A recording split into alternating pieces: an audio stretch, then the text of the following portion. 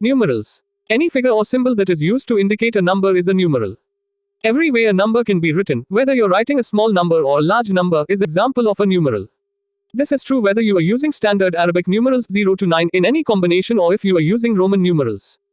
Digits. Any Arabic numeral 0 to 9 is a digit. Digits are used to form natural numbers and whole numbers. When a natural number or a whole number is 9 or lower, it is also a digit. Natural or whole numbers higher than 9 are formed by combining multiple digits. Natural numbers. Natural numbers are the most basic type of number. They are generally the first numbers that students learn. These are referred to as the counting numbers, which means they can be used to count objects or items. They start with the number 1 and increase from there 1, 2, 3, 4, 5, and so on. Whole numbers. Whole numbers are very similar to natural numbers. Whole numbers are defined as all of the natural numbers, as well as 0, 0. 0 is not included with the natural numbers because it is not a counting number. Since 0 means none, there would be nothing for students to count. So, the whole numbers start with 0 and increase from that 0, 1, 2, 3, 4, 5. Positive numbers. Natural numbers are examples of positive numbers.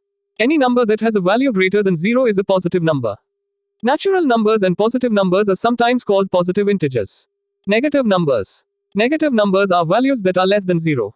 They are the opposite of natural numbers, counting numbers. The first negative number is -1, with the rest of the numbers following in sequence -1, -2, -3, -4, -5. Integers in math. What is an integer? An integer is any number that does not include a fractional component. This type of number includes all of the whole numbers which represent all of the natural numbers and 0 as well as all of the negative numbers.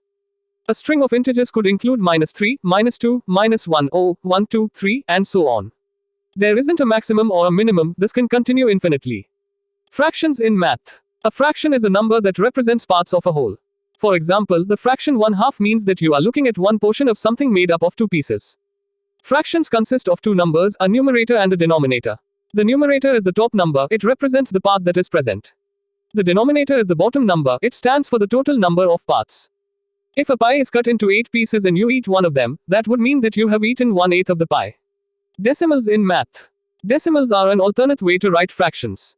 Rather than expressing the number as a ratio with a numerator over a denominator, to arrive at a decimal, you simply divide the numerator by the denominator. The result of that calculation is a decimal. The fraction 1/4 would be written as 0.25 in decimal form. When a fraction is expressed in decimal form, this is a decimal fraction. Rational numbers. A rational number is any number that can be arrived at as a result of dividing two integers. In other words, any number that can be expressed as a ratio of fraction is a rational number. For example, the number 1 can be expressed as 1/1. The real number 0.10 can be expressed as 1/10. As a result, both 1 and 0.10 are rational numbers. There are many examples of rational numbers. As long as a number can be written as a fraction where the numerator top number and denominator bottom number are both integers, then it is a rational number as long as the denominator is not 0, 0.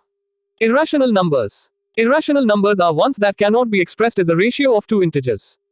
For example, pi, which represents the ratio of the circumference of a circle in relation to its diameter, is an example of an irrational number.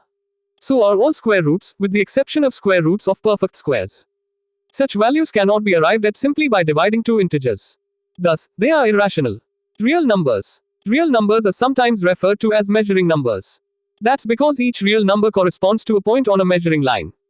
This category of numbers includes both rational and irrational numbers.